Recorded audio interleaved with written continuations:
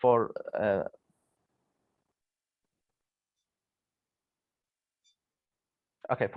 giving us this opportunity. Okay, so now starting with the first request, we ask the doctor to explain what are the most important books you have published. Can you give us a brief summary of each, please, doctor? Thank you, Mr. Mustafa. Before setting the wheels in motion, before we give it a go, I have to thank you all. I have to thank you all for giving me this opportunity to be with you tonight to talk about my own journey, my humble journey in translation. I would like also to thank the attendees, my colleagues, friends, and my students. Thanks a lot for making this possible, for making this a reality. Actually, it is a reality because we can listen to each other. Thanks a lot. Back to your question, Mr. Mustafa. And actually, it is difficult to say, but let me divide it into three main groups. I'll start talking about the first two groups. I'm going to talk about the books that I have authored and co-authored, and in the second group, I'm going to talk about the books that I have edited and co-edited. So I have a list, and allow me to read because I cannot remember all of them. So I'll start with those books published in Arabic. الشامل في اللغة الإنجليزية with my father and teacher فيصل المناع. Published 2007. الترجمة أو ترجمة تاريخها نظرياتها تطبيقاتها also with my father and teacher فيصل المناع. And the third one الترجمة بين التصويب والتطبيق. Published 2015. Those are in Arabic. In addition to that, also I published with my colleague Alia Hadi a book titled Business Translation. Unfortunately, I don't have a copy, a hard copy with me tonight. And then the next one, translation theories exemplified from Sheshro, also pronounced Sesro, to Bir Budu. So published in Germany, 2014, by the publisher Lancome Yoba. Followed by another book with the well-known professor Muhammad Farghal, titled Contextualizing Translation Theories, published by Cambridge Scholars, publishing 2015. Then another book titled The Routledge Course in Translation Annotation, published by the well-known publisher Routledge, 2016. And the publisher, just to draw your attention, that the publisher decided to design a website for the book, not for me, for the book, because they feel it is important. So in this book, I have provided the reader with a framework, how to annotate your own translation. In other words, how to defend your own translation, how to write academically about your own translation. If you translate a text, and then sometimes you ask you to defend your own translation, annotate your own translation. So in this book, I provided the reader with a framework, how to annotate your own translation. Then in the same year, 2016, also I published a book titled Semantics for Translation Students. The book was published by the well-known publisher Peter Lang, located in Oxford, and the volume is 40, so it was published in one of its series. Then, 2018, I published a book titled The Nuts and Bolts of Arabic-English Translation. So the book was published 2018, I have already mentioned that, and the book was published by Cambridge Scholars Publishers in the UK. Then the last one, the Arabic-English translator as photographer, co-authored with my colleague Khalid Al-Shihari from Qatar University. It was published by Routledge 2019. This is the first group. So far I have published 10 books, authored and co-authored. In the second group, I'm going to talk about the books that I have edited and co-edited. The first one, unfortunately, I do have a copy titled الترجمة بين تجليات اللغة وفعالية الثقافة, also with my colleague Muhammad Farghal in Arabic. And the next one, Kalgage, the word Kalgage was coined by us to stand for culture and language. So this is the book, Kalgage and of translation from Arabic, edited by me and my colleagues, Saeed Faiq and Ovidi Kabunal. And in 2020, also I edited a book with my colleague from Spain, Juan Jose, titled Reframing Realities Through Translation, published by the well-known publisher Peter Lang in one of its series, New Trends in Translation Studies. And the last one, unfortunately, I haven't received my own copies, so I should receive them this week or next week, titled Translation as a Set of Frames, published by Routledge 2021, with my colleague from Liverpool University, Chonglong Go. So far, I have managed to publish 14 books, 10 authored and co-authored, and 4 edited and co-edited. Thanks. Back to you, Mr. Mustafa.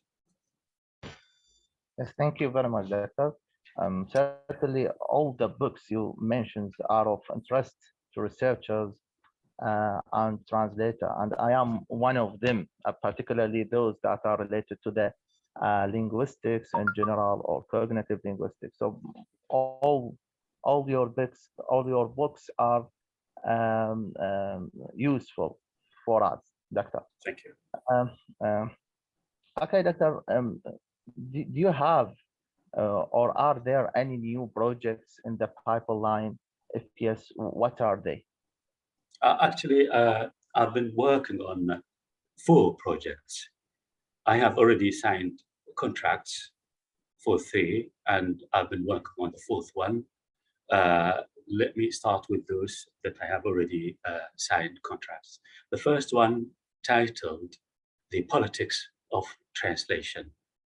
I will be the first named editor, and the well-known scholar theorist Juliana House will be the second named editor. We have already signed a contract with Peter Lang, and we have already received the chapters from our colleagues, and we are working on the chapters in order to be submitted soon.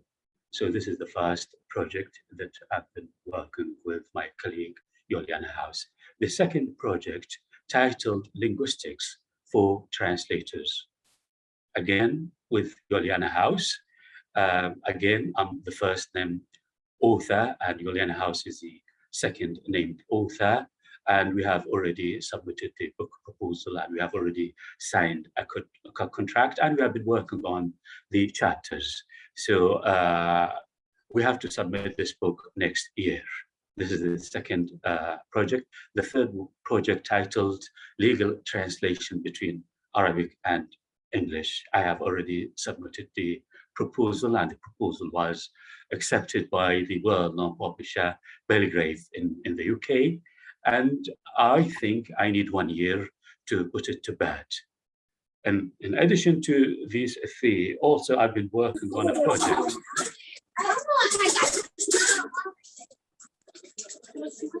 Yeah, could you please mute yourself? Yeah, thank you.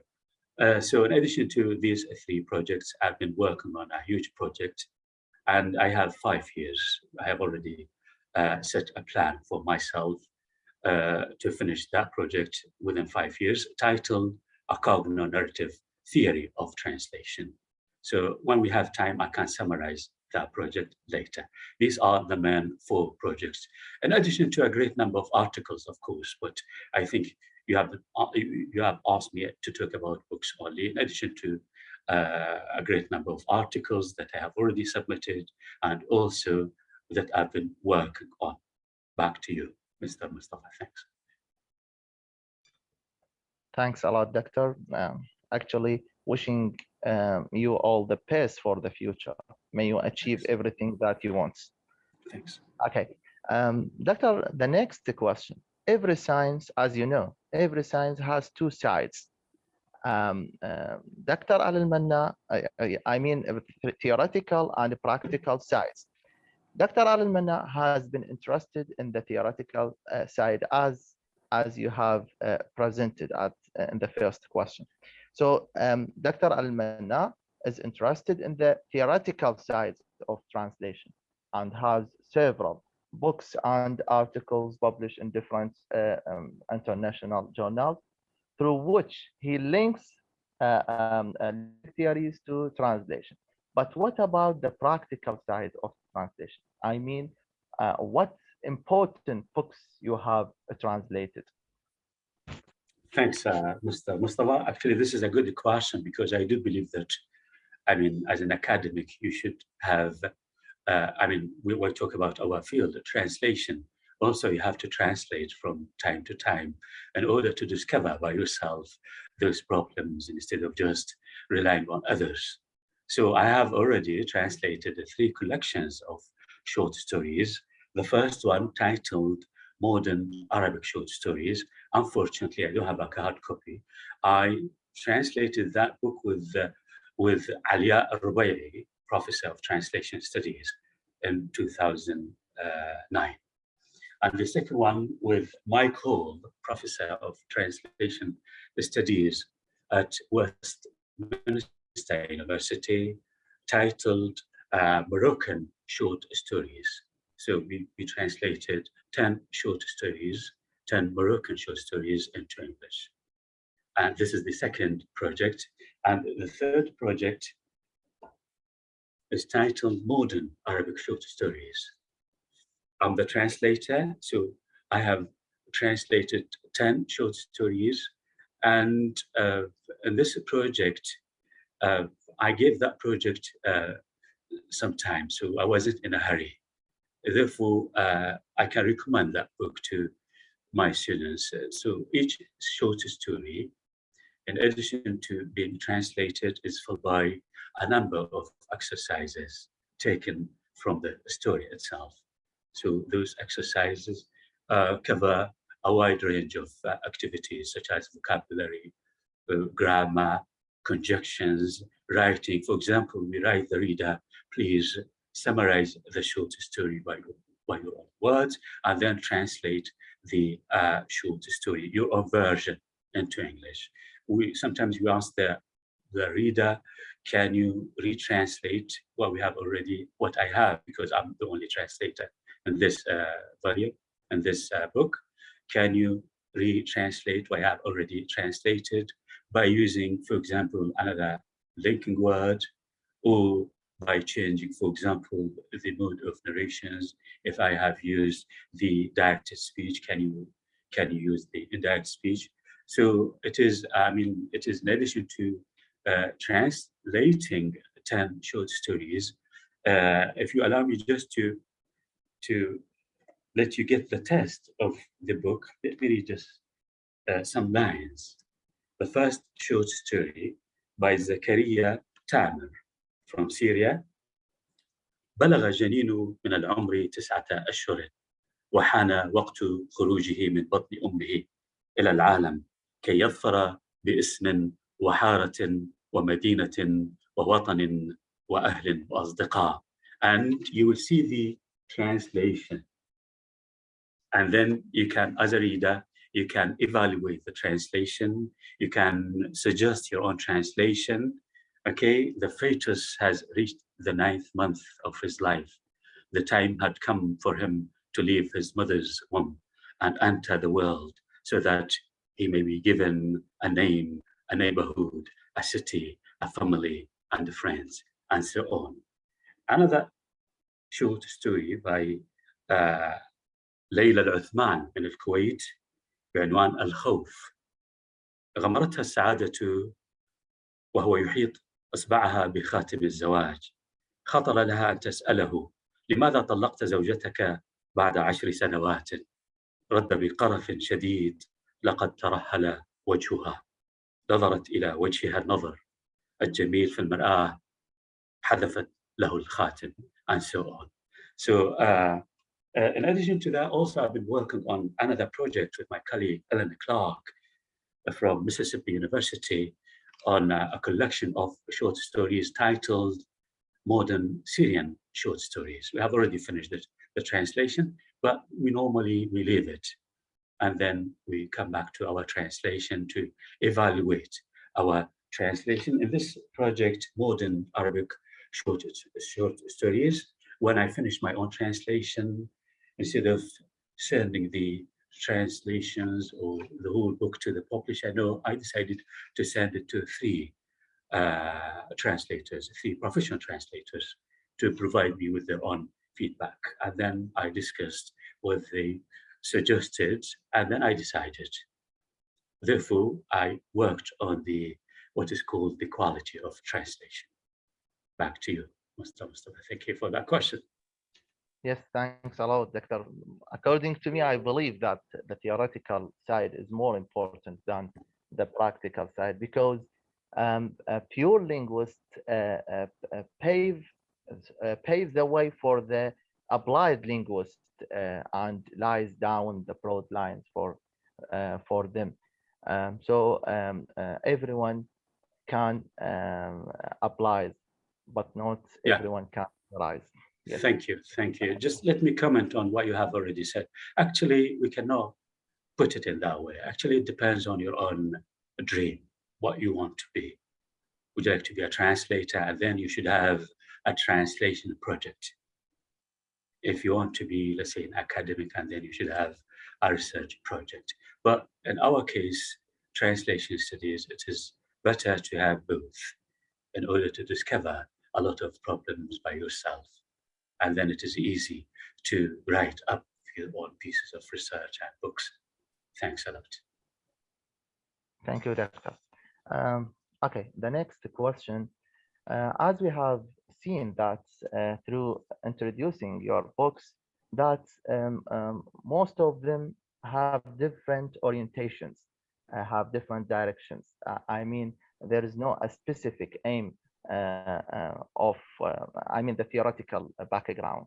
Has Dr. Ali Almana developed his own linguistic theory in the field of translation, or is it just based on the application of other theories? Thanks a lot, Mr. Mustafa, for that question. Actually, it is a tough question, but let me try to put it in that way. I have to admit that I have capitalized on a lot of linguistic theories. Not only actually linguistic theories, also some theories from neighboring disciplines such as literature and sociology and so on and so forth. But I have developed my own, I don't like to call it a theory, but let me say my own contribution, my own ideas.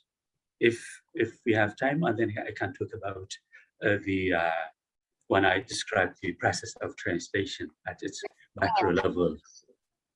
When I describe the process of translation at its macro level, when we focus on the work achieved by the translator, we call it the macro level of translation, where more emphasis is placed on the work achieved by the translator.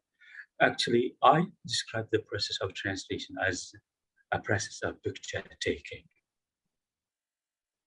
which is made up of three main stages. The first stage is understanding. You have to do your best as a translator to understand. So you might activate bottom-up process of reading by relying on the linguistic materials in order to form mental images. And then you work on those mental images conjured up in your mind by activating another process of reading, which is called top-down process, to understand what you have already failed to understand by relying on the first process of reading. So all those ideas taken from other people So this is normal, this is natural, but I'm trying to have my own idea. So this is the first stage, which is cool. I call it understanding. So you have to do your best as a translator to understand the text. You have the right to analyze the text from different perspectives.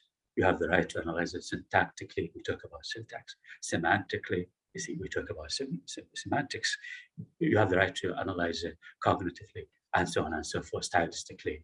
So you have to do your best in order to understand.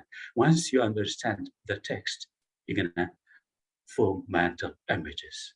This is the second stage. I call it visualizing. Okay, and then you have to encode. You have to encode what you have already understood, or you have to encode those mental images, which are non-linguistic specific in the target language in order to have the target text. And the third stage, which I call encoding. And even the image, when I talked about the image in one of my articles, I said the images conjured up in our mind are dynamic rather than static, simply because we are different. People are different. We are different in terms of our ideologies, in terms of our accumulated value system, in terms of our sense of belonging, our personal knowledge, our experiences in life, our beliefs and assumptions. Therefore, the image that might be conjured up in your mind might be completely or slightly different from the image it might conjure in my mind. And accordingly, also, I said the meaning for me is what is dynamic, because there is a sort of interaction between the denotative meaning of the word or phrase, if we talk about phrases or clause or a sentence, and your own personal knowledge, your own experiences in life. So this is the idea. I don't like to call it a theory, but it is my own idea. So it seems that you cannot work alone, but you have to rely on others. And this is now normal and this is natural in order to have what is called external coherence. You're going to inject your own writing with what is called external coherence by relying on others, but you should have your own ideas. Thanks. Thank you, Doctor. Is this theory published in an article Yes, or yes. in a book? Yeah. Towards, I cannot remember the first part of it is an article, but I cannot remember the first part of the title, but I do remember the rest. Towards translating images. Yeah. If you're interested, I can send it to you. Okay, of course, yeah. I'm interested. Yeah. Okay. So, Doctor, in general, what linguistic school have you adapted, or let me say, what linguistic school have you interested in, and why? Actually, I'm interested. Actually, I keep changing. When I discover something, I feel it is important. Now, I've been already mentioned that I've been working on a project. So it is not just a piece of research. No, it is a huge project titled A Cogno-Narrative Theory of Translation. Therefore, I have to rely on many theories. One of those theories, narrative theory, taken from sociology, proposed by Somers and Gibson, 1994. In addition to that, now if I have time, let me summarize that, and then you will discover the number of theories that I have to rely on. So the whole idea is that, I'm going to summarize everything in 2 or 3 minutes, don't worry. So the whole idea is that the text that you receive for the purpose of translation is seen as a macro narrative. So it seems that we need to define the term narrative. Narrative is a story, is a product. So it can be defined as a story of a set of events, ordered in sequence, both spatially and temporally. And each story should have 3 main parts: the the initial part, the medial part, and the final part. And these three main parts should be linked both coherently and logically. Otherwise, it might be difficult for you to get the meaning. So we talk about what? We talk about a story. So the text that you receive for the purpose of translation is seen by me as a story, as a narrative. So this is not my own idea, but that idea was taken from sociology with the help of Mona Baker, who was the first to adopt that theory in translation studies, 2006. Okay, now for me, that text or that narrative, that macro narrative is made up of smaller narratives, smaller stories, depending on the length of the story. And each micro narrative, each smaller narrative or story is made up of a number of events. Again, depending on what? Depending on the length of the story. And each event is made up of a number of processes. Here we talk about processes of transitivity, and I think you are familiar with them. So process of doing, process of happening, process of sensing, process of existing, process of being, process of having. That idea was taken from Holiday. So I'm relying on functional linguistics. Okay, now each process is made up of three components.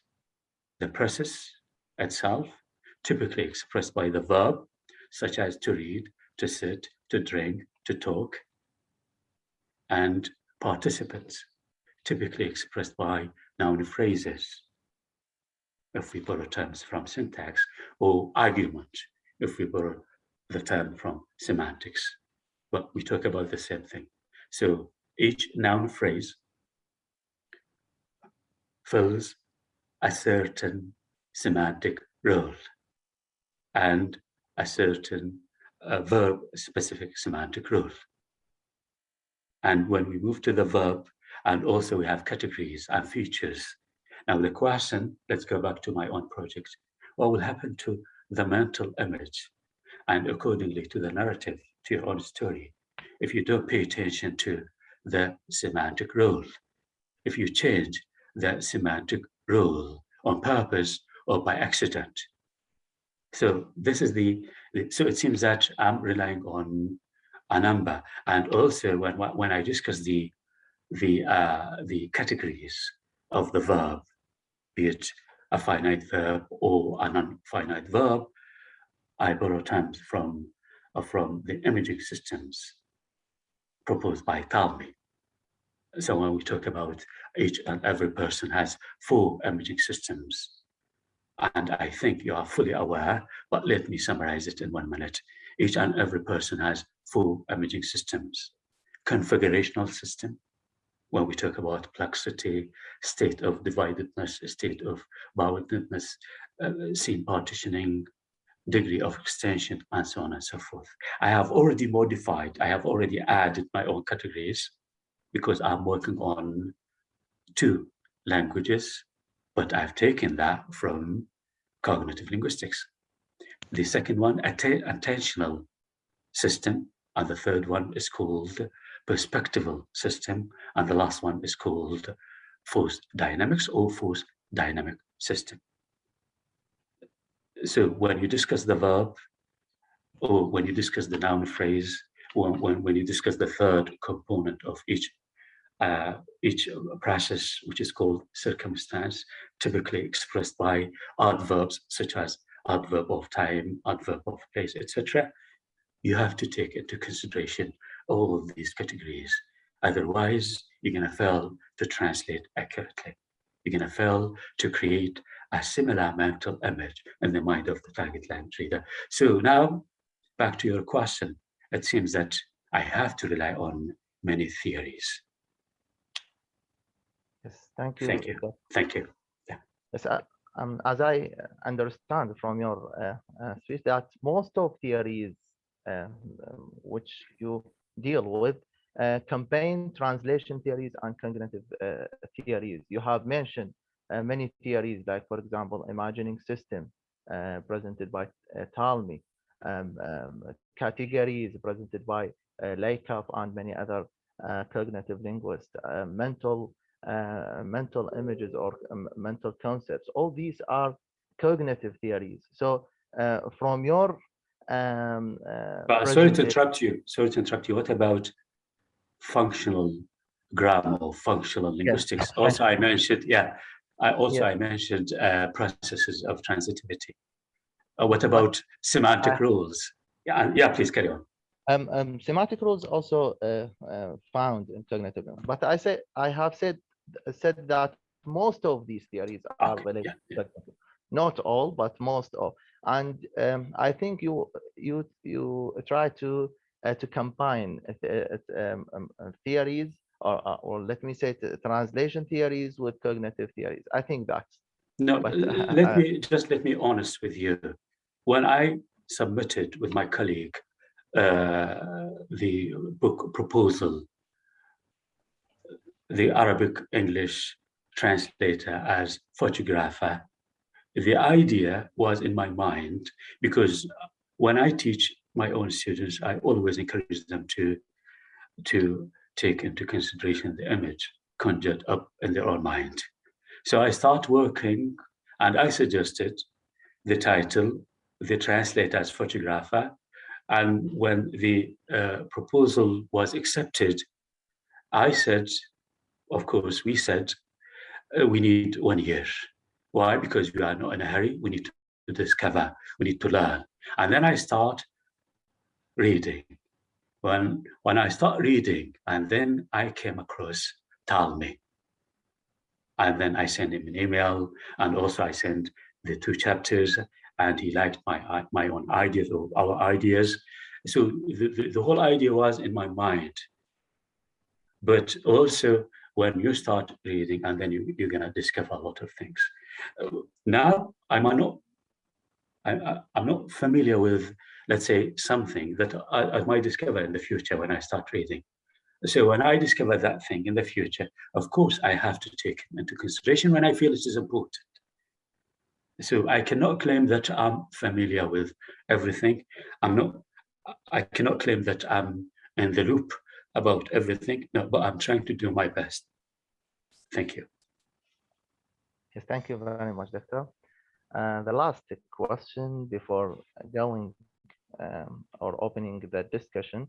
Um, as you know, Doctor, that I am personally interested in the field of cognitive linguistics, and I have done a lot of research in this field. As far as I know, few research papers have been written in the cognitive linguistics in the fields of general or applied linguistics, as such as in a translation as a part of applied linguistics. I think you are the first one in Iraq, I think that, who tries to apply cognitive linguistic theories to translation. There are some studies that attempt to link, for instance, conceptual metaphor theory or schema theory to stylistics, pragmatics, discourse analysis, and many other linguistic fields. But these attempts remain limited uh, in linguistics and in translation. So the question is that, do you think that cognitive linguistics is the most useful approach to apply to translation? And do you think that we as a researcher, are late in studying this school? Thank you, Mr. Mustafa. No, I cannot say that this is the most important one. I'm interested in it, therefore I cannot force people to be interested. I feel that I do understand. Now I start also working on a piece of research dealing with tenses, in particular when we translate from Arabic to English. So we have a difficulty. So I have adopted the first system, the configurational system, in order to provide a model, which is part of my own huge project, which is called the cognitive theory of translation. So in my opinion, that if you as a researcher adopt a project rather than just pieces of research published here and there, you will be more focused. and you can achieve a lot of things. So it depends on you. So we cannot force people. You have to work on that. Now, we try to draw their attention to the importance of something. Now, in this webinar and this talk, a lot of people are listening to us. They might go and start searching for, and then they decide. So you need to identify. First, you need to sit with yourself, and this is my own way of, you need to sit with yourself and reflect on something. And when you start reflecting and you mull it over, and then you start reading, you might discover something and you link. Thanks. Thanks a lot, Doctor. You have mentioned one of your projects, the relationship between translation and neurology. Yes. No, I didn't mention that. Yeah. What is the cogno from cognitive, narrative from narrative theory. A narrative, I've already defined the term, means a story. That theory was taken from sociology. Mm-hmm. So the whole title is a cogno-narrative theory of translation. Yeah. So there's a question raised in my mind that can we study cognition through neurology? This is the optional. You can answer it or no. I'll put it in this way. It is above my head because I'm not familiar with the neurology. So therefore, I have to study, I have to read in order to be able to answer such a question. So it is not by the way, the title is My Journey in Translation. We try to be very accurate. So my area is not linguistics, but I'm interested in linguistics. I try to discover things. And by the way, I haven't studied linguistics apart from one course. So when I was very young, but I treat the project, let me put it in this way. I treat any project that I've been working on as a PhD thesis. So it is a PhD thesis. Now I'm a student. So let me borrow books. Let me discuss things with my colleagues, with my students sometimes. When I finish, that's it. I will submit it to the publisher. And sometimes also, I send chapters. I think Dr. Hussein Houel is here. I send chapters to my colleagues. Please, can you have a look at that chapter before sending to the publisher? Why? Because I try to ensure the quality of my own job. Thanks a lot. I think now we have to let our colleagues talk because I don't like to keep on talking. Yeah. Yeah, certainly there are many questions on the audience mind looking for answers. So now we will open the floor for questions, giving the audience a chance to ask their questions. If there is any question, please, for Dr. Almana.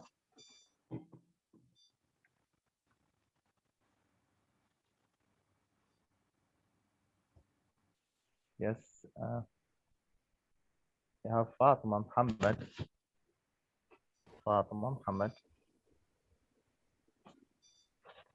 Yes, Fatima Muhammad. Do you hear me, Doctor? Yes. Assalamu alaikum, Doctor, and all the attendees. My name is Fatima Hamad, a student from Education College, Department of English at the University of Al-Zahraa, Kerbala. I have two questions. The first one, as you know, Doctor, context plays an important role in determining meaning, especially those words, phrases, or sentences that have various interpretations. Since the multiple meaning of an expression is considered as the most common problem that translators face, how can translators... Sorry, Fatma, I couldn't hear you in a good way. So I failed to understand your question. Can you repeat, please? Or Mr. Mustafa can help me. Yeah. Yes, Of course, Doctor. Fatma, your voice is not clear. Try again, please. Oh, Doctor. Uh, can you hear me? Yes. Yes, we can hear you. Yeah. So the first question, as you know, context plays an important role in determining meaning, especially those words, phrases, or sentences that have various interpretations. Science, the multiple meaning of an expression is considered as the most common problem that translators face. How can a translator deal with the problem of context and multiplicity of meaning? Thank you, Fatma. Let me answer that question, please. Yeah, context is very important element. I mean, you cannot discover the meaning by relying on the denotative meaning of a word, but you have to put it in a context. If you remember when I said meaning for me is dynamic, because there is a sort of interaction between the denotative meaning of a word or a phrase or clause or whatever, and the context in addition to your own personal. So you have to take into consideration the context. Otherwise, you're going to fail to translate accurately, or you're going to translate but without self-confidence. You are not sure. So, for example, in Arabic, the word sa'il. Sa'il, how would you translate the word sa'il? Is it liquid or asker?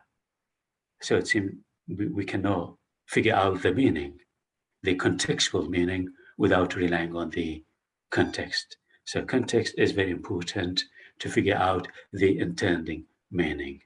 It is hot in here.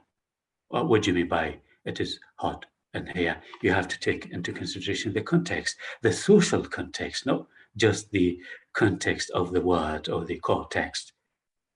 Thanks for your question.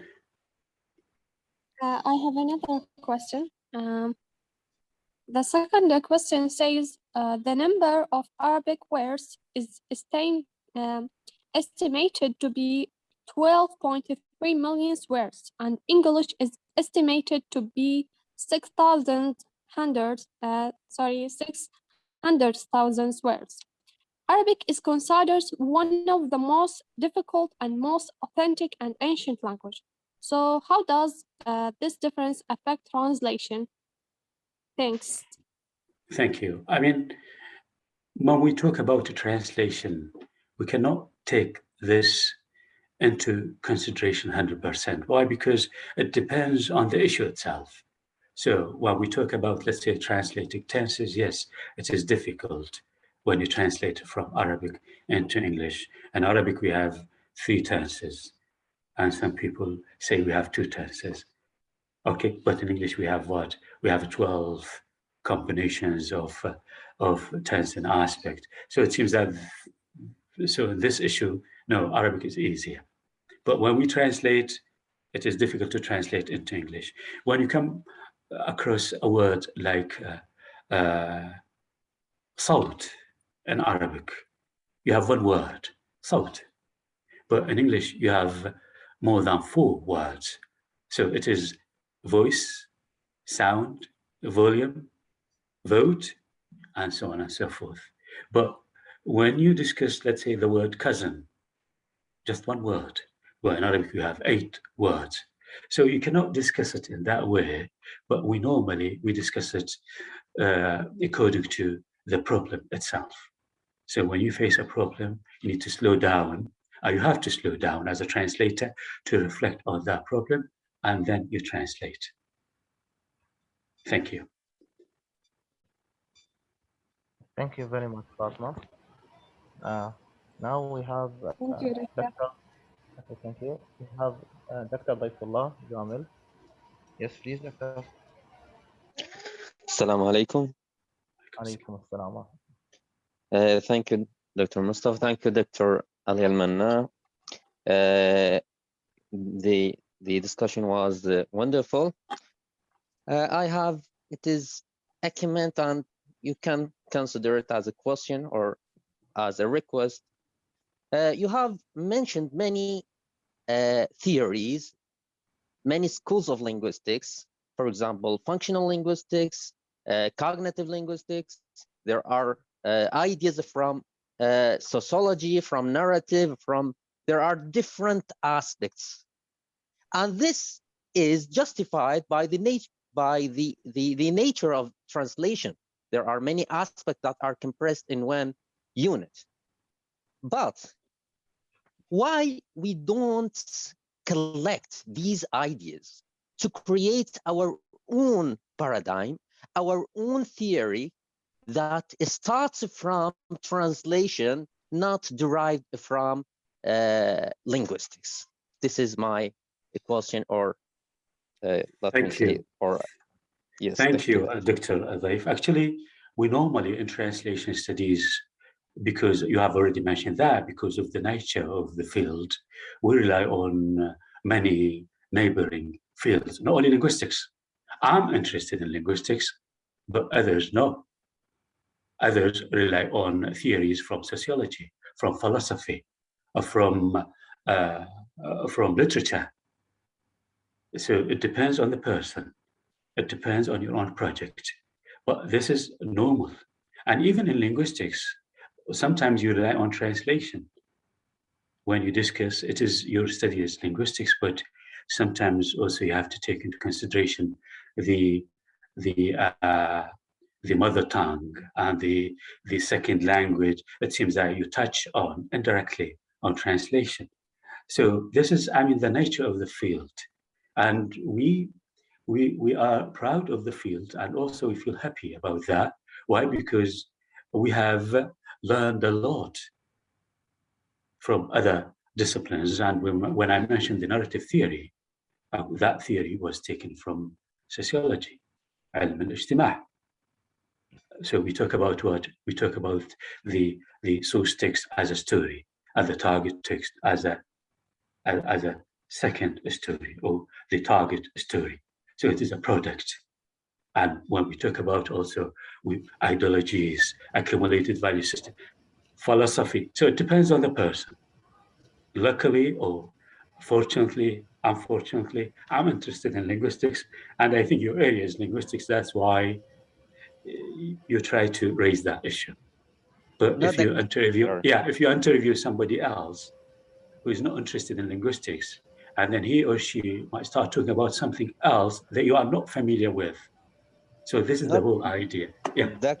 Doctor, sorry for interruption, but we want to create our own paradigm in translation, that it suits to translation rather than other fields. Okay? We have to create our own theory in translation. Yeah. Sorry to cut in. First, the translation field isn't here. Second, we cannot close the door. Why? Because we need to discover. Maybe in the future, yes, but now, no. This is the whole idea.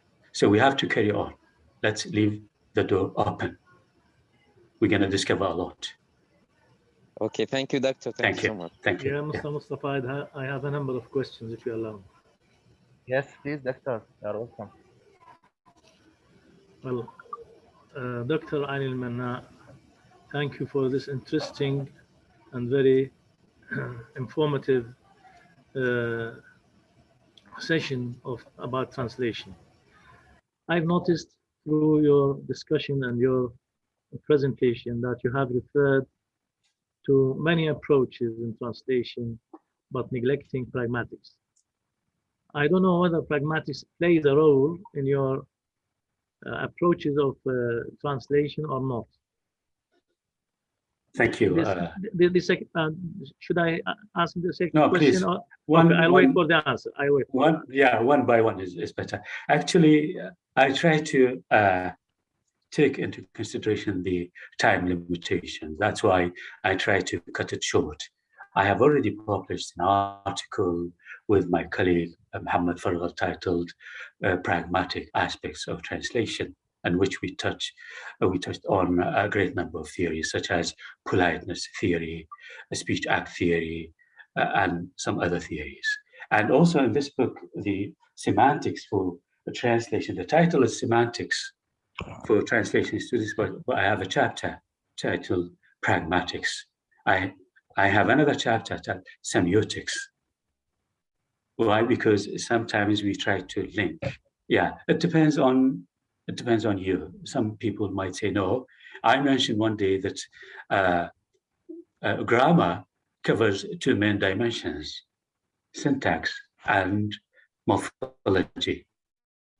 Because it was a lecture,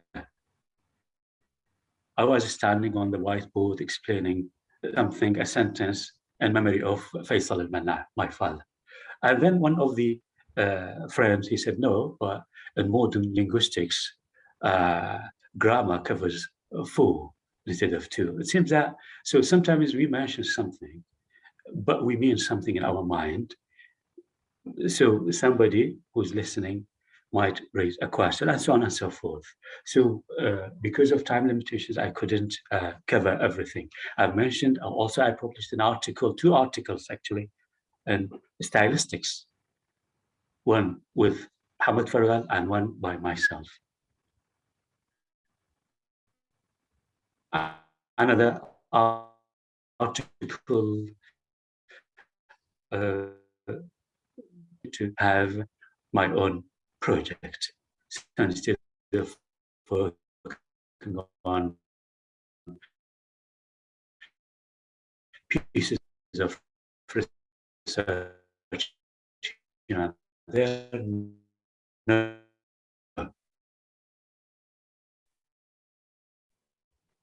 I should have my own project to which a pragmatic idea, as long as it feeds into my own project. Thanks, Dr. Farid. Thank you very much. But I feel that if you neglect pragmatics, I'm sorry, I'm concentrating on pragmatics because I major in it actually. If you neglect it, in this case, are you after a semantic equivalent or are you after the intention? Because in pragmatics, we are after the intention. And in this case, this might lead me to ask you another question actually. When you translate, are you influenced by the text, the approach, or the reader, or all of them, and how? Yeah, thank you for your question. Let me be clear. 2 questions and one question. The first part, no, the intention, the denotative meaning of that or what I know. But we have to take, as Fatma said, we have to take into consideration the context and all those elements. Now let's go back to the second question. Please remind me of the second question. Yes, right. I do. I do remember. Yeah, actually it depends on, we have something in translation studies. I've mentioned that many times and I don't like to repeat myself, but I will repeat. We have something called translation brief. Translation brief covers a lot of factors that should be taken into consideration before you adopt your own global strategy, such as the text type. So you need to identify the text type. You need to identify your readership. You need to identify the purpose of translation. You have to take into consideration even your own translation. Is it a bilingual text or not? If it is a bilingual text, then this is my own approach. You have to strike a balance between a reader-oriented translation and a text author-oriented translation. Why? Because you have a reader who's going to read line by line, who's going to evaluate you.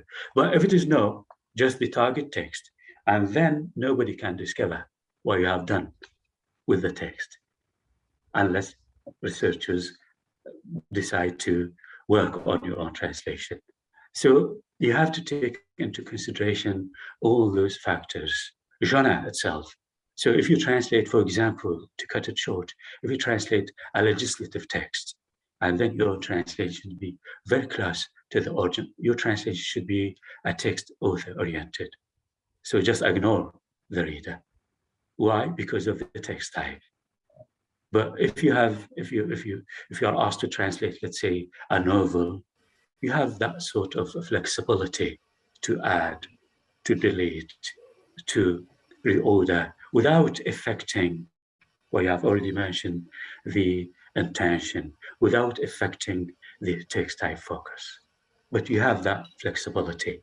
You have to live up in that text type, you have to live up to the target language readers' expectations. In other words, you have to what? You have to leave the reader alone, to borrow the idea from Schleiermacher. So yeah, thank you, Mr. Farid, Dr. Farid. Thank you. Can I ask another question? It is a short one. It's up to It's up to those who. It's up to Mustafa. The runners. Mustafa, Okay, can I okay. ask another question? Of course, Doctor, you can. Okay. Well, it is a very short a question which requires a very short answer, actually. Through your experience, you have relied on many approaches. Which of them have appealed to most? Why? I'm into two approaches these days, or three. I have to be accurate. Narrative theory, but I have my own understanding. I've taken that theory from sociology, but I have my own understanding. This is the first one.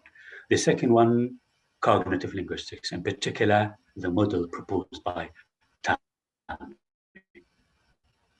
Third, functional linguistics, Holiday, semantic rules, processes, and so on and so forth. Yeah.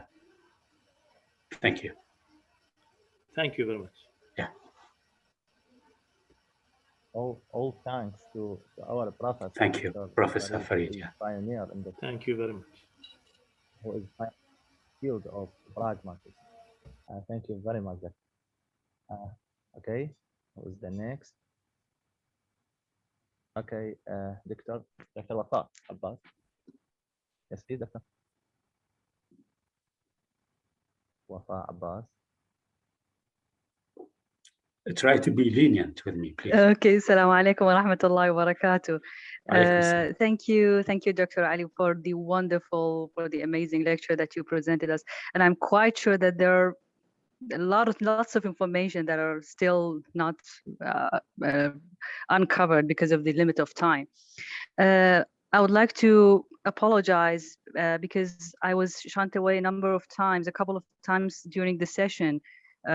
So if my question, I have a comment and a question. If my comment and a question are something that you discussed during my absence, I'm sorry. Okay. So I have a comment. You mentioned, I mean, the Dr. Mustafa and one of the attendants mentioned that, I mean, as if the theories that you presented are, tackling certain disciplines or neglecting some disciplines. As I got from the lecture that you presented, translation is a multidisciplinary approach. It's following a multidisciplinary approach, regardless of the fact that some disciplines are not mentioned, some fields of linguistics not mentioned. We have to infer as linguists that it adopts all the disciplines in linguistics, because after all, this is language. We are delivering one idea from one language into another. So we have to recruit whatever disciplines available in order to deliver it in an honest way. This is what I think. So whether you mentioned one of the disciplines or not, no, actually, yes. Sorry as to cut in. Indirectly, we mentioned that, but thank you for emphasizing the point. Yes, actually, we have said that each person should work on a project, and of course, you have the right. So it depends on the person and herself. But because of the nature of the translation studies, we have to admit that we have to leave the door open. Yeah, thank you. Carry on, please. Yeah. Exactly.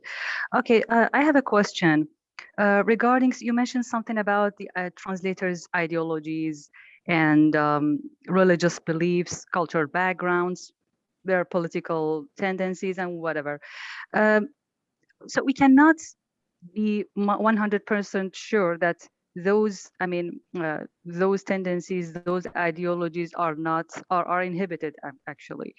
Can we be quite sure that those ideologies, those religious beliefs are inhibited while during the process of translation? Of course, we cannot be sure. So this is a problem, right? How can we deal with such an issue? How this issue can be controlled? Is my question clear? Yeah, clear. Thank you. Actually, let me go back to the project that I've been working on again and again, titled A Cognitive Narrative Theory of Translation, in which I divide narrativity. Again, we need to be clear about narrativity. Narrativity is different from narrative. Narrative is the product. Narrative is the story. Narrativity for me is the directionality that you superimpose as a translator on the story, on the product, on the target text. So now we talk about your own translation, we talk about your own narrativity, we talk about your own directionality. So in this project, I'm trying to divide it into two main types.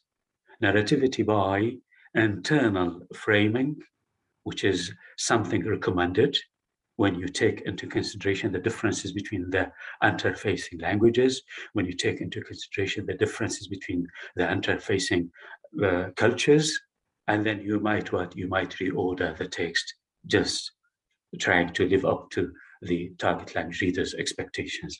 This is, I call it narrativity by internal framing.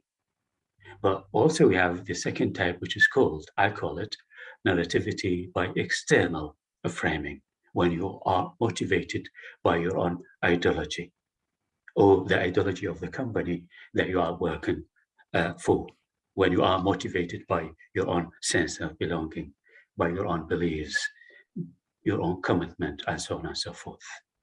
So now, I think your question, how to identify those examples of narrativity by external framing. Again, we have to rely on the language.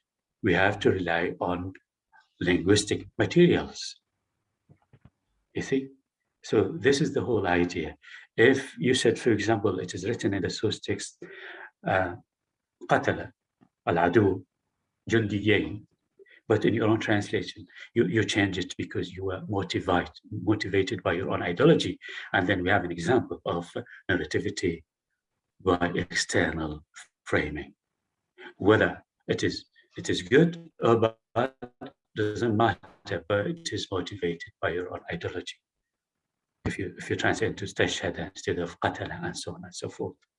You see, when you hide the agent, okay, when you name the nationality, one of the examples I discussed in the Arabic English translators photographer and the source text, they didn't mention the nationality of the agent, but in the Arabic version they mention قتل إسرائيليون.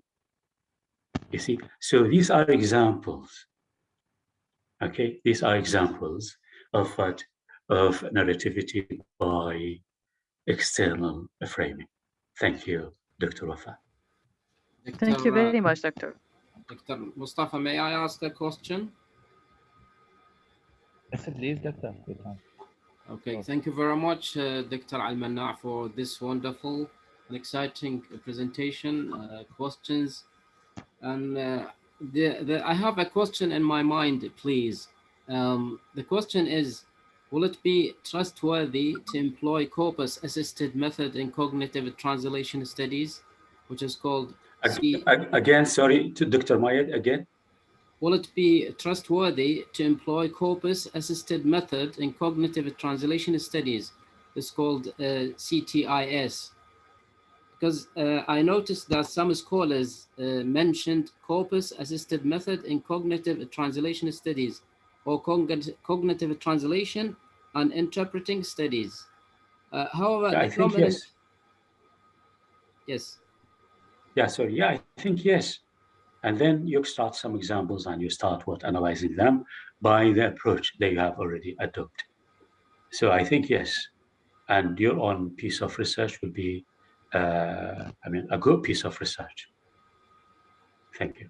Okay. Can you recommend a book of these cognitive corpus-assisted method in cognitive translation? No, for the moment I cannot recommend, but in the future, yes, I will do my best to provide you with some sources. But For the moment, no, I cannot remember. Yeah, thank you. Thank you very much. Thanks indeed. Thanks a lot. Thank you. Thank you very much, Dr. Muayyad, for this nice question. Now the turn is for Noor Talib. Yes, Ms. Noor Talib. Yes. Good evening, Doctor. Good evening, everyone. Good evening. I'm really honored to have the opportunity to ask you a question, if I may, Doctor. With a pleasure, please. Let me start by introducing myself. My name is Noor. I'm first-year student studying English. My question, for my observation of, sorry, غير متحمسة شوية. No, you are doing, to be honest with you, let me cut in. You are doing well, Noor. And you said this is the first year and your English like that, I'm sure in the future you'll be an important person. Carry on, please. شكرا إليك. For my observation of interpreter, how translate political, religious or other discourses? They transmit the same mistake that the preachers make. Does this mean that they do not understand the word they're translating, or there is the only input and output of the second language without processing it? Thank you, Noor. I think let's wait for the moderator. Yeah, the moderator has something to say. Just yes, a minute, please. Dr. Zainab Al-Mulla Sultani, I think he has joined the meeting. دكتورة زينب موجودة؟ نعم السلام عليكم. وعليكم السلام. أهلا دكتورة، بارك الله فيك. كيف الصحة؟ كيف الحال دكتور علي؟ الله يعزك ويعليك إن شاء الله. أعتذر من عندكم، أعتذر من جنابكم لأن كان النت ضعيف ومدى يكنك ويا يعني مدى أقدر أنضم الانجوينج. الله يحفظكم. بارك الله فيكم دكتور، ونحييكم ونرحب بكم أيما ترحيب على محاضرتكم. أكيد يعني محاضرة قيمة وكان يعجبني أن أسمعها حقيقة، لكن سبحان الله قدر الله وما شاء فعل. فتحية لكم ولقسم اللغة الإنجليزية حقيقة برئيسها وملاكاتها التدريسية على إقامتهم إقامتهم الورش العديدة، ومن ضمنها سلسلة من المحاضرات العلمية القيمة، تواصلهم مع الجامعات العربية العالمية، مع جنابكم الكريم جامعة حمد بن خليفة من قطر. فمرحبا بكم دكتور علي المناع، وأهلا وسهلا بكم وبارك الله فيكم. هذا حقيقة من عظيم التلاقح الفكري والعلمي ومد جسور التعاون والانفتاح على الثقافات العربية في الجامعات. ونشكر شكرا جزيلا لك ولسيد رئيس قسم اللغة العربية ولكل من نظم هذه المحاضرة أو هذا النشاط. فتواصلوا، عذرا على المقاطعة يعني بالعكس. بس ما سمحت الفرصة أن أدخل في بداية المحاضرة.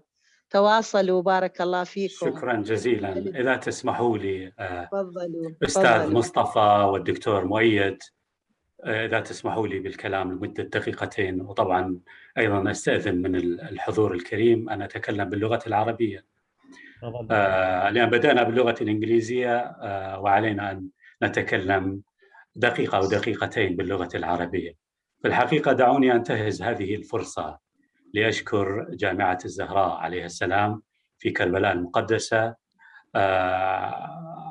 أشكر الدكتورة زينب الملا السلطاني رئيسة الجامعة، وأيضا أشكر الفاضل العميد مهدي، وأيضا الدكتور مؤيد، وأخص أيضا بالشكر الصديق العزيز الأستاذ مصطفى الذي رتب لهذا اللقاء. وفي الحقيقة هذا الاحتفاء الكبير بما يحمله من معان والمتواضع إن سلطنا الضوء على منجزي أو على صاحب المنجز، سيكون سيكون له مردود إيجابي علي في قابل الأيام بالطبع، لأن سيكون حافزاً ودافعاً ورافعاً أيضاً للمعنويات للمضي قدماً في تحقيق بعض الأحلام المؤجلة. فالحقيقة لا تسمحوا لي أن تكون لغتي نوعاً ما شاعرية، أن أنظر للحياة بصراحة أنه الحياة هي حلم، وعلينا أن نسعى لتحقيق هذا الحلم. وإن حققنا هذا الحلم أو جزء من هذا الحلم علينا أن لا نتوقف، بل علينا أن نتعكز على ما حققناه لتحقيق حلم آخر، وهكذا تستمر الحياة. شكرا جزيلا مرة ثانية لجامعة الزهراء اللي اتاحت هذه الفرصة لي أن أعرض ما أنجزته من أشياء متواضعة، وأيضا أن ألتقي بالزملاء والأصدقاء وبعض الطلبة. وهنالك حضور لاحظت من مختلف البلدان، من سلطنة عمان، من قطر، من الجزائر، من العراق، من الأردن. شكرا جزيلا لمن حضر من مصر. وأيضا أتمنى من الأعماق أن يكون لنا لقاء حضوري في جامعة الزهراء عندما تزاح هذه الغمة. شكرا جزيلا لكم الكلمة. مرحبا بك، نرحب بك وندعوك دكتور علي، ندعوك إن شاء الله لزيارة العراق مدينة كربلاء المقدسة في جامعتنا، ونتشرف بحضوركم الكريم إن شاء الله. شكرا. أهلا وسهلا بكم. شكرا. Thank you.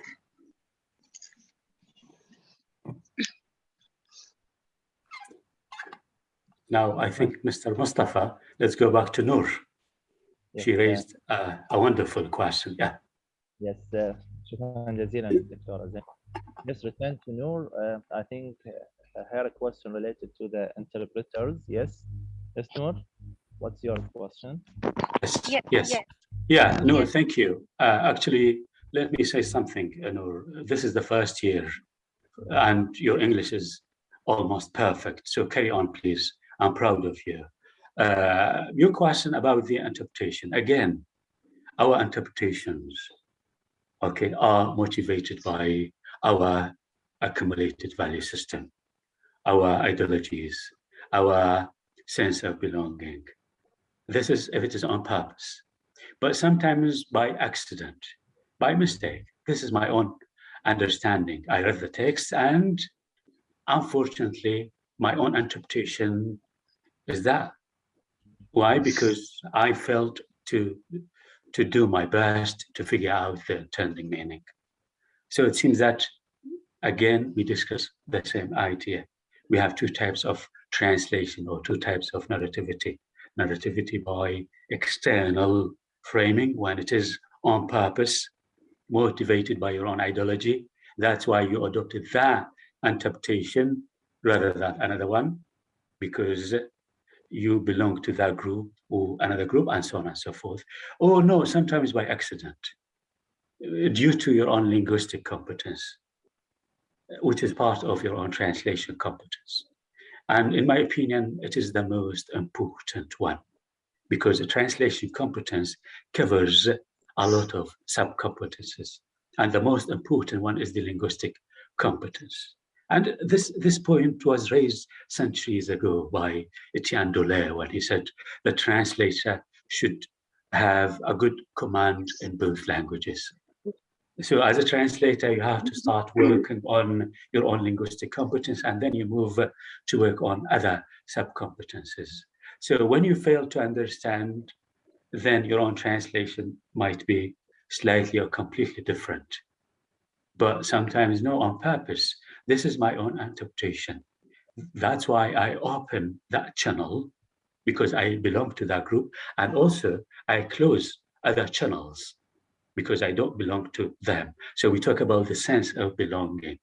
We talk about your sense of belonging. We talk about your own ideology and accumulated value system. So it is a complicated, and I think we need a lecture or more than one lecture to discuss all these issues. But I'm proud of you, and carry on, please, Noor. Thank you. Thank you very much. Yeah, thank you very much. It was very interesting question, concerning interpreters and translators and how they transmit the same mistakes that the teacher makes. So it is valuable and interesting question. Yes, we have Miqat Abdul Wahab, sorry, Miqat Abdul Wahab. Good morning, good evening, sorry. Good evening. Good morning, good evening. I'm sorry for that. I'm Miqat Abdul Wahab in the first stage English department in Al-Zahraa University for Women. Actually, at the beginning, I'm so happy to be with you at today's lecture. And I would thank our department and doctors, for especially Dr. Mustafa, for providing such opportunities. There are several, my question about the ambiguity. There are several types of ambiguity, like lexical ambiguity, structural ambiguity, programmatic, and presupposition, phonological ambiguity, and many others. These may cause a problem for a translator to understand the written or spoken text. For example, the man in the car that wouldn't work. Is the car that is broken or the man? Or another example, the Maria solved the problem too. It scares the presupposition that someone else solved the problem. But that need not to be the case. It may presuppose that Maria solved the problem as well as having done some other things. My question exactly, how can translate deal with such problem? And I'm sorry for... Thank you. No, it's okay, with a pleasure. Thank you. Miqat, your name is Miqat, yeah? Yeah, right. Yeah, I mean, again, it seems that you have wonderful students. This is the first year. Therefore, as teachers, we have to work hard, to be honest with you. Why? Because you are putting pressure on us. We have to work on our communicative skills and speaking skills. And why? Because you have wonderful accents and you have fluency, so a flexibility to express your own ideas. So please carry on. Normally in the actual act of translating, we don't have those examples. We don't face those examples. Visiting relatives can be boring. It has two interpretations. We normally use them when we try to explain a theory. Okay, but sometimes we face some problems, such as, I don't remember an example. Is it ansani or insani? And both make sense. I do remember that example when I was translated modern Iraqi short stories. It was written a word and without Hamza, unfortunately. Hamzat Fatah, Hamzat Kasr. No, they put it like that, insani, ansani. And when I read it, when I take into consideration the context, both make sense. And the author, can I contact the author passed away? So what is the solution? The solution, you have to rely on what is called antuation, a hadath. Okay, another example also in the Moroccan short stories. And one of the writers said, dum, dum, dum, or dum, dum, dum, we don't know. We asked people living there, and then we have to decide. So we have those examples when we have a word like sa'il, and it could be both, sa'il, liquid, or asker. It could be both according to the context. So we have these examples. In this case, you have to do your best as a translator. If you respect your name, you ask people. If you have a relationship with the author, you can ask the author. If not, you can ask people around you, and you should have a good network. We call it social competence, which is part of the translation competence. Also, you can rely on research competence, which is part of translation competence. But if you have done your best and you cannot decide. And then, in my opinion, you have to rely on your own intuition, hadas. And this is what we did with the word or 3 words, dum, dum, dum, or dum, dum, dum. Thank you, Miqat. My pleasure. Thank you. Thank you for answering me. Thank you. Yeah, thank you very much, Miqat, one of the best students, our students. Yes, thank you very much again. We have Abdullah Jashami. Yes, please, Dr. Mustafa. Good evening to you, and good evening for Dr.Ali Al-Manna for your wonderful and fruitful presentation, or let us say lecture, actually. I'd like to go back to the mentioning of your project, Dr. Ali, which is named a cogno-narrative translation approach, okay? Sometimes we find ourselves, okay, to conduct a culture-specific terms, for example, okay? And when we talk about culture-specific terms, or let's say when we have a morphological process in translation, so can we depend on the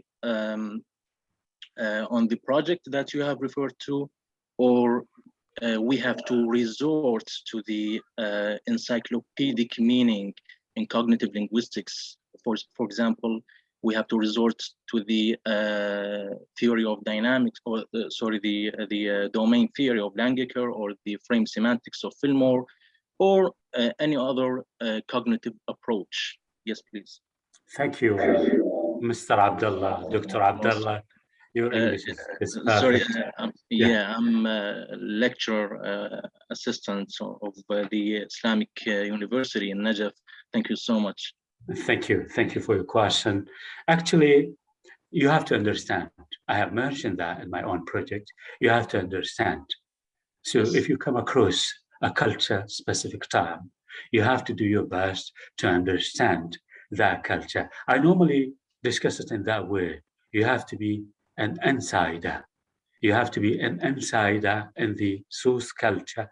I'm not talking about the language. You have to be an insider in the source culture in order to understand. Then you have to be an insider in the target culture in order to be able to encode. Yes. You see what I mean? So you have to understand.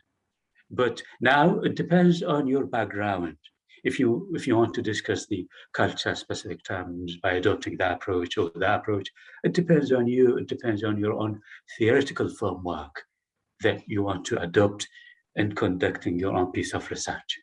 I said, I have 5 years.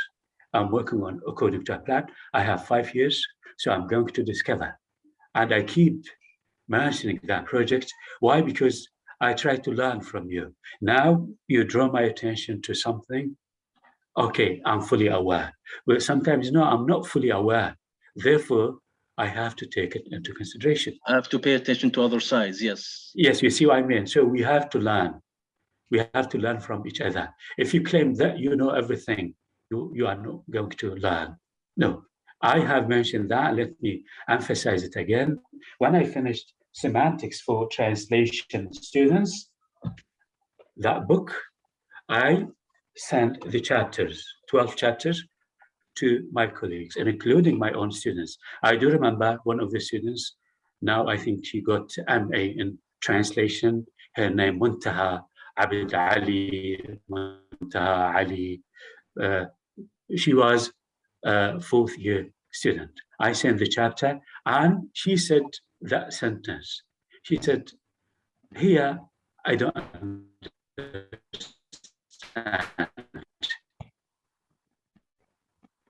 So I have to take this into consideration. This means in a clear way, I decided to rewrite that. Could you approve? And she said, okay. And I mentioned that when I thanked all those people, including my own students. So it seems that it is a journey, and we have to learn from each other. So now you drew my attention to the importance of taking into consideration culture-specific terms. Yes, I'm aware of that, and I have discussed it, but by adopting a different approach. Oh, okay. Thank you. Okay, Doctor. Yeah. Most welcome, Doctor. But I'm sorry, I'm terribly sorry for belating you or delaying you. No, it's okay. Yeah. Let me complete the question or broaden the question. If you are asked, okay, to advise, what cognitive approach would you prefer, okay, in translating cognitive culture specific or concepts? So which one would you advise? Would you advise the domain approach, or would you advise the frame semantic approach, or which one exactly? Actually, I have mentioned that I'm not familiar with all approaches. I do familiar with frame semantics, yes, and yes. Always I encourage people to take into consideration what is conjured up in your mind. Of course, you have to have that sort of interaction between the meaning and your own experiences, different scenarios, etc. Okay, and also I'm familiar with the model proposed by Talmi, imaging systems. Yes, but I'm not familiar with other approaches. Therefore, I normally when I teach, I find myself in these two maybe, and just remind me of your own question. Culture-specific term. Also, we have to take into consideration the three types of translation when we discuss them.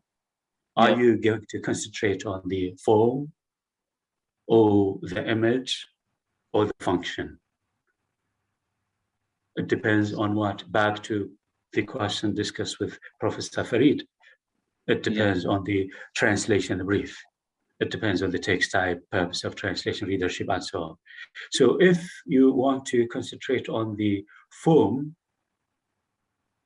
or the image, or the function, and then you might go for that translation rather than another translation. So again and again, I'm not familiar with all those approaches in linguistics, and I cannot be familiar with all of them in the future. Why? Because and this is my age. So I'm gonna die before discovering everything. But I'll do my best. When you draw my attention to something, when you put me in an embarrassing situation, without meaning that, of course, but by accident, and then, I would go home, I start reflecting. Let me give you just an example. In my previous lecture, Mr. Mustafa, and what I said, and I discussed a sentence when I discussed tenses. I said, لا يزال يزور أصدقائه. And then I said, the act of visiting is characterized by multiplexity. What he said, no, it is characterized by uniplexity. I said, no, it is characterized by multiplexity. But when I decided to reflect on what he said, and then I discovered that both are correct. But the idea in his mind is different from the idea in my mind. He assumed that friends, لا يزال يزور أصدقائه, they are living in different places. But the idea in my mind was, no, all of them in one place, لا يزال يزور أصدقائه. Therefore, according to my own interpretation, لا يزال يزور أصدقائه, the act of visiting and the process of doing is characterized by multiplexity when we talk about the quantity of the action. But because of his objection, I have to elaborate on my own example. But somebody might say so, and we learn from each other. Thank you very much. Thank you so much. Thanks a million, dear Dr. Ali, and special thanks also to the University of Al-Zahraa, Salamullah alayha, and the Department of English. Thank you so much. Thanks a lot. Thank you very much, Mr. Abdullah. It is very kind of you. And now there is another question raised by Yusuf Raad. Yusuf Raad, yes, please, Yusuf. Yes, doctor. Do you hear me? Yes. Yes. Peace upon you, everyone. It is Yusuf Raad from Al-Zahraa University. English department, second stage. I'm about to make a mini presentation. So simply put, artificial intelligence aided translation automatically converts text from the source language without the need for a human translator. Theoretically, artificial intelligence can learn more languages than human and translate them at a much faster speed. There are basic things we shouldn't be forgetting about artificial translation. In general, it relies heavily on human input. So the question is that, as it has evolved greatly, can artificial intelligence replace translator? And thank you so much for listening to me. Thank you, Yusur, again and again. I'm proud of you. This is the second year, and your English is perfect. Yusur, yes, I do agree with you. These days, we can rely on machine translations. We have a lot of systems, online systems, and they have started suggesting wonderful translations, but also we cannot rely on them 100%. That's why when we discuss the process of translation, we discuss it by concentrating on 3 stages: pre-translation, translation, and post-translation. Here, we call it post-editing. So as a translator, relying on machine translation, you have to give these 2 stages, the first one and the third one, full consideration.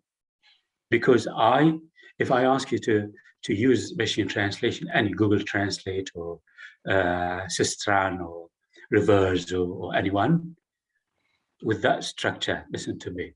ما أن تخرج من الجامعة حتى وجد عملا في إحدى الجامعات.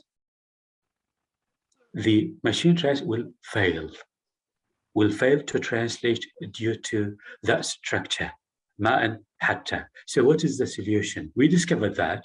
So for the moment, the solution is that I have already suggested a solution in one of my articles called pre-transferring adjustment. You have to make pre-transferring adjustment at different levels, depending on the problem. So here we talk about the conjunction, so you can replace it. So how can you replace it if you don't have a good command in both languages, Arabic and English? If you replace it into في اللحظة التي تخرج فيها من الجامعة وجد عملا في إحدى الجامعات, the machine translation will provide you with wonderful translation. So it seems that what you need to activate pre-transferring adjustment. We need to encourage people to rewrite the text in the source language. And this is similar to what is called intralingual translation proposed by Roman Jakobson in his essay titled on the linguistic aspects of translation. But for him, it is a type of translation. It is a product. For me, it is a step within the process of translation. And when you finish also as a translator, you have to step forward to edit your own text. You cannot rely and submit the translation to the translation quality controller, to the translation project manager. No, you cannot. You need to have a look at it. So it seems that we cannot rely on the machine translations, but we started relying on what they suggest. When you compare it with last year, they try to feed into they have started working on the memory of those online systems. They try to feed them with examples. Today, I discussed the problem with that structure, ma and hatta. Maybe within 1 week, maybe within 1 month, 1 year, we don't have any problem with that. Why? Because they have taken into consideration this problem. Thank you again for your question, Yusur.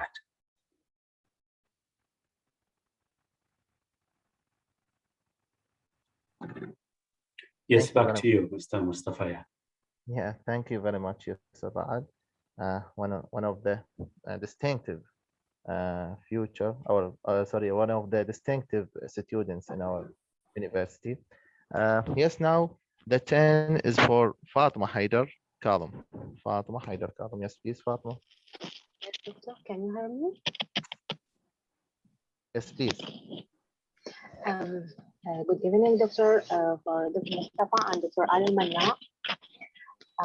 Before you start, Fatima, before you start, just let me have an agreement with Mr. Mustafa.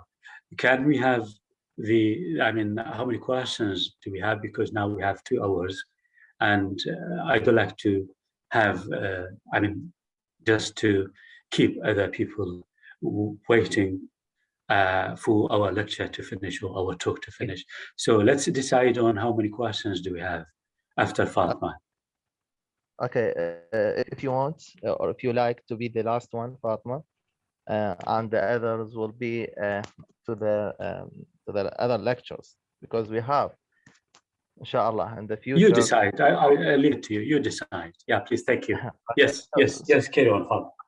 Okay, this is the last question, and I'm sorry for the others because the time is limited.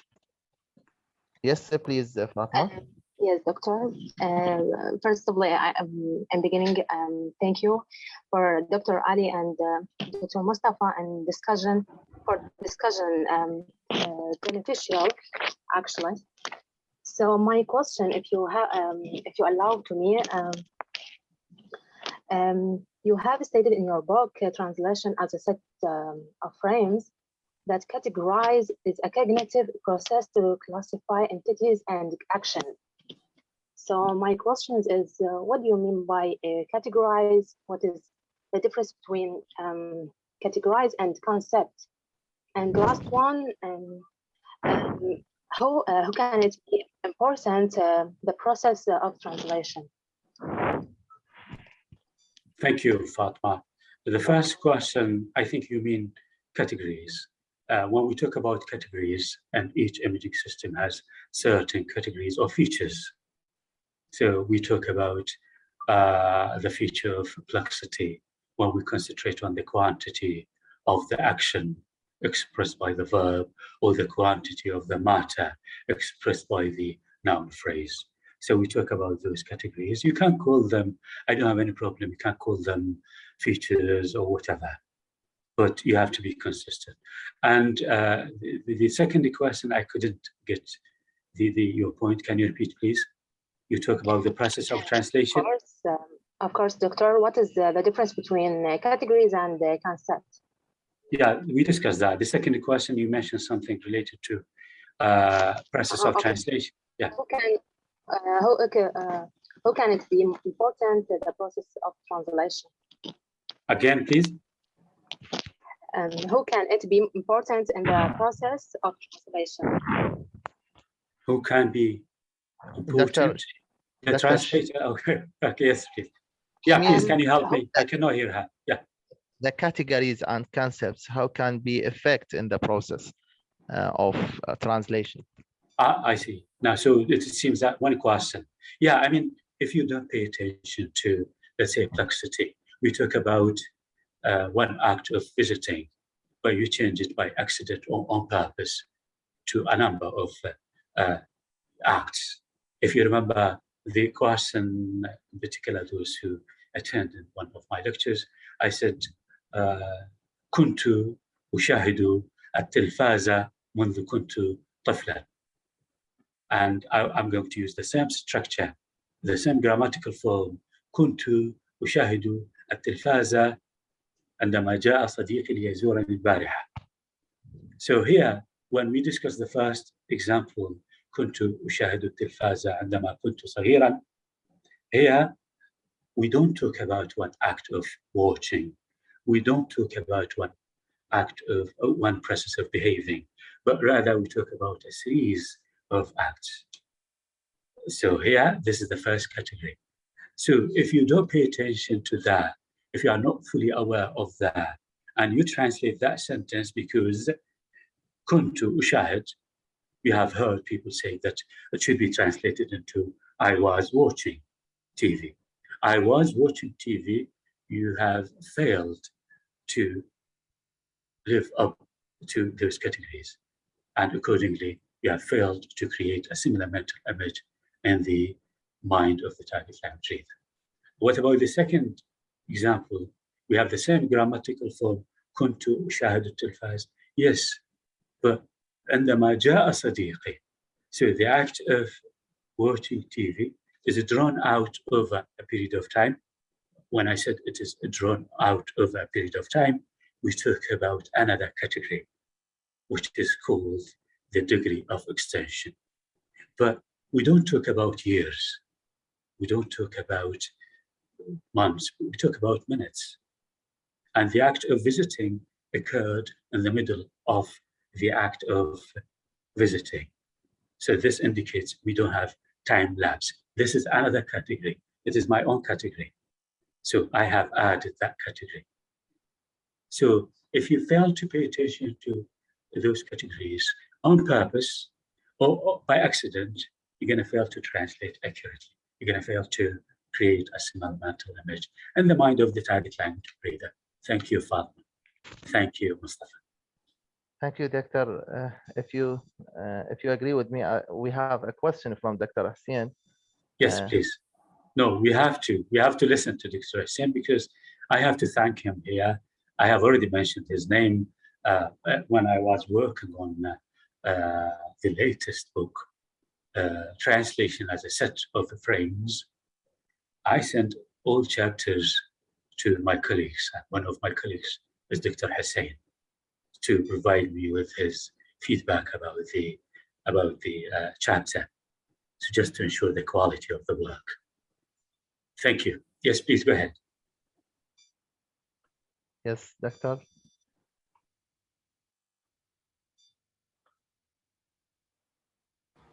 Mr. Mufa, it seems that Dr. Hussein has left the meeting. Okay. Yeah. Unfortunately. Thank okay. You. Thank you. Okay. Thank you very much, Dr. Al-Manna. Please accept my deepest thanks for your patience and for this wonderful lecture. We have really benefited from a lot of the information you provided regarding the translation and its relationship to linguistics and other fields. I am so grateful for you, Doctor. Thank you. Thank you. I'm also so grateful to everyone who come here and participates in this symposium from Al-Zahraa University or other universities. Thank you. Thank you. Let me finish off by thanking you all, my dear attendees, my colleagues in the Department of English at Al-Zahraa University. Let me thank the Chancellor of the University, Dr. Zainab, the Dean of the College, the Head of the Department, Dr.Muayyad Amran, Mr. Mustafa, our moderator tonight. Let me thank my colleagues, my friends, my students, and to be honest with you, I'm proud of your own students. Shahad, just remind me with the name, Fatima, Noor, and Miqat. So this is the first year. I've mentioned that you are putting pressure on us to work hard as teachers. Thank you very much. Thanks a lot. And hoping that in the future we can meet face to face. Thanks a lot. And we are sorry for those who have a question, but because the time is limited, we cannot hear their question. Okay, thanks are extended to all, Dr. Zainab, starting with Dr. Zainab, Dr. Mahdi, Dean of the College of Education, and special thanks for Dr. Muayyad, the head of the department, and to the academic staff members of our department, Dr. Wafa, Dr. Manar, and Dr. Sabrina. And don't forget to thank the students of the department for their attendance and participation through the useful questions raised by some of them. So thank you very much again, Doctor, for this nice lecture, for this nice presentation. And we hope we return again. Inshallah, inshallah. No, inshallah, I will do it. I enjoy it, to be honest with you, in particular with the level of your own students. So I will do it. Just, you know that I have declined a lot of offers from different universities because of the time, to be honest with you, and also because of the family. Now I'm sitting, in one of the corners, and my kids and my wife, I asked them, I requested them to be quiet. So it is not easy. Therefore, I declined a lot of offers from different universities. But to be honest, I feel that it is my own university, and I will be more than happy to be with you next time. Thanks a lot, and take care.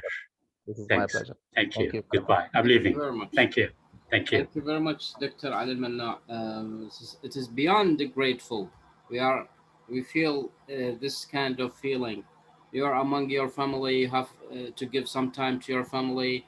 In fact, we'd like to be part of your family. This is Al-Zahraa University for Women. Inshallah. I promise. Once I go to Iraq, I will go to Al-Zahraa University, and I will conduct a workshop, a lecture, a series of lectures without hesitation and without a shadow of doubt. And this is a word. Thank you very much indeed. Thank you. Thank you. Take care. Goodbye. Goodbye. Goodbye. Goodbye.